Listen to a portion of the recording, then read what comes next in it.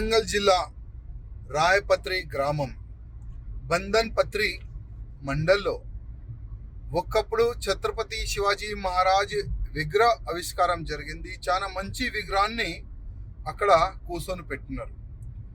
ఎర్రబెల్లి దయాకర్ రెడ్డి గారు ఆ విగ్రహ ఆవిష్కారంకి పాల్గొన్నారు. చాలా మంది హిందూ కార్యకర్తలు ఆ విగ్రహ ఆవిష్కారంకి పాల్గొన్నారు.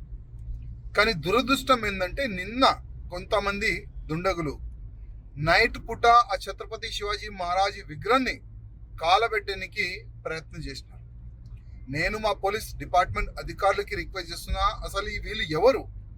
ఛత్రపతి శివాజీ మహారాజ్ విగ్రహాన్ని చూసి ఎవరికి కోపం వస్తుంది? వాళ్ళకి దోలాడి అరెస్ట్ చేసి జైలుకి పంపించాలని మా పోలీస్ అధికారులకి రిక్వెస్ట్ చేస్తున్నాను. అదేవిధంగా మా హిందూ కార్యకర్తలకి రిక్వెస్ట్ చేస్తున్నాం, ఛత్రపతి శివాజీ మహారాజ్ లేకపోతే ఉండేదా హిందువులు? శివాజీ మహారాజు హిందువులకి ఒక ఆరాధ్య దేవత. అట్లాంటి ఛత్రపతి శివాజీ మహారాజ్ విగ్రహాన్ని కొంతమంది కాలపెట్టడానికి ప్రయత్నం చేస్తున్నారంటే అది చాలా దురదృష్టం.